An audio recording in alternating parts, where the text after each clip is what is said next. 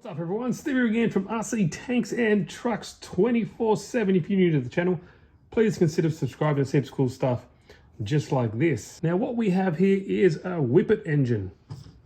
Pretty old school style of engine or design, but it does look really nice.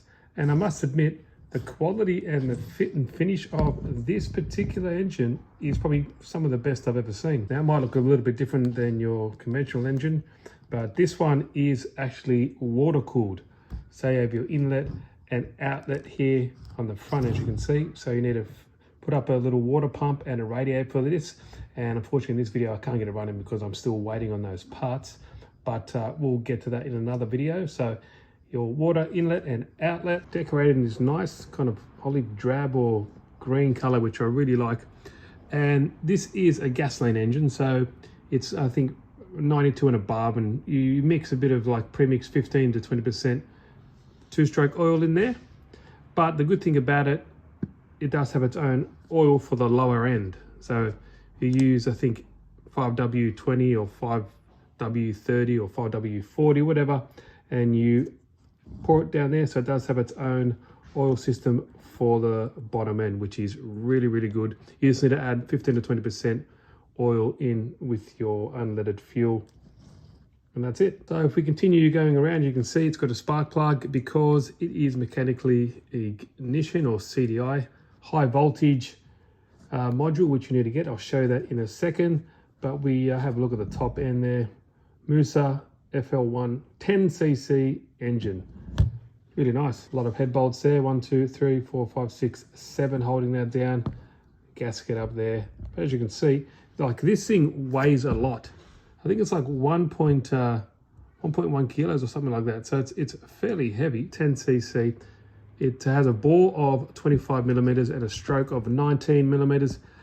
Speed of roughly 2 to 6,000 RPM. So that's pretty interesting. But if you're interested, links are down below. You can read all up about it if you want. Like I said, water cooled.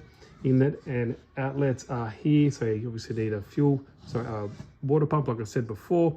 Now the starting mode you have, it includes a hand pull, and I do believe I read somewhere that there is a drill bit attachment, so I'm going to find out more a little bit about that. Now we look on this side, as you can see, you have your inlet. So up there would be your valve for inlet.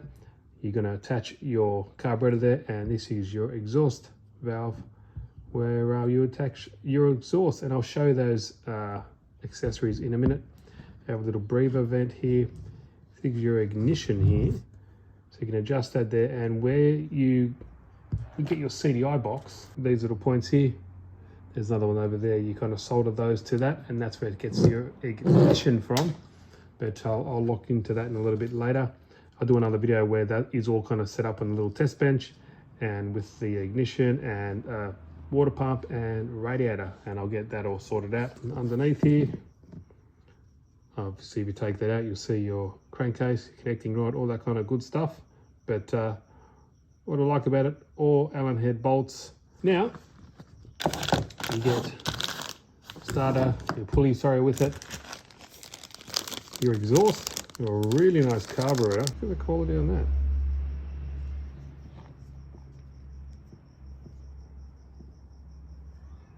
Both ways. Like I said, the quality is really nice. Your adjustments there.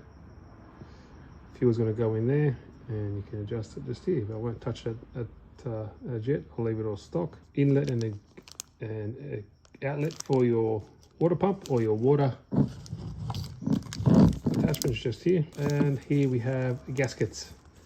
So you need your gaskets for your exhaust, and also you would need one for your carburetor. That's half the story. This thing needs an ignition.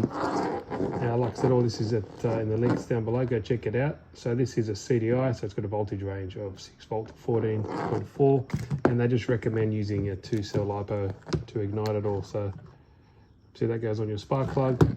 I'm going to find out a little wiring diagram. Like I said before, I think this goes on the mechanical ignition just here, like that.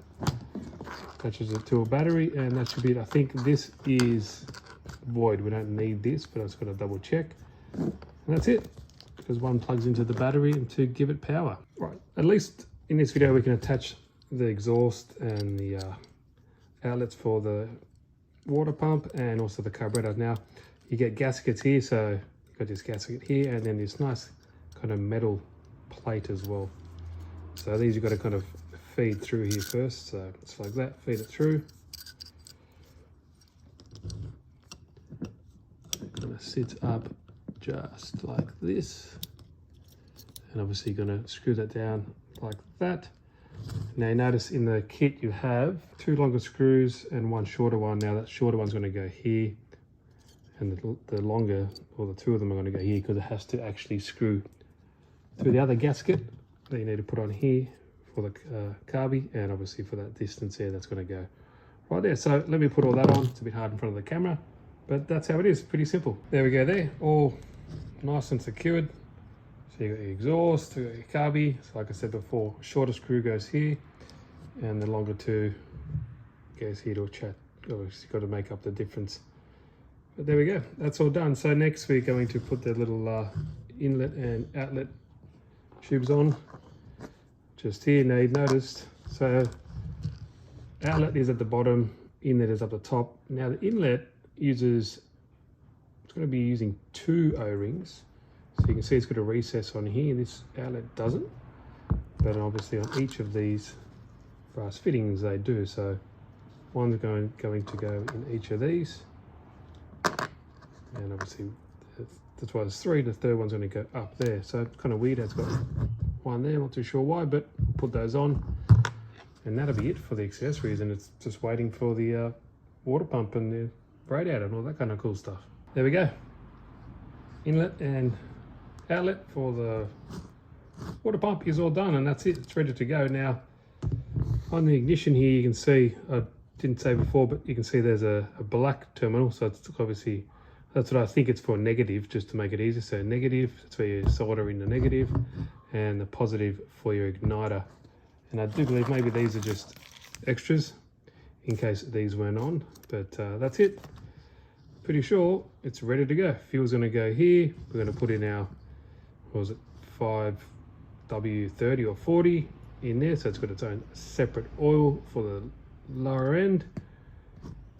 95 fuel, mixed with some 15 to 20% oil, and that is it. So next video you'll see how this, I'll have everything ready to go. I would have done it in this video, but the stuff hasn't arrived. Still a lot of shipping delays, especially here. Got to, guys, remember I'm in Australia, so there's a lot of issues coming here. But that's it. So ready to go. Hope you guys enjoyed the video. If you're interested, links are down below to go check it out. Really nicely built motor just from first impressions. And yeah, see you in the next video. Thanks, guys.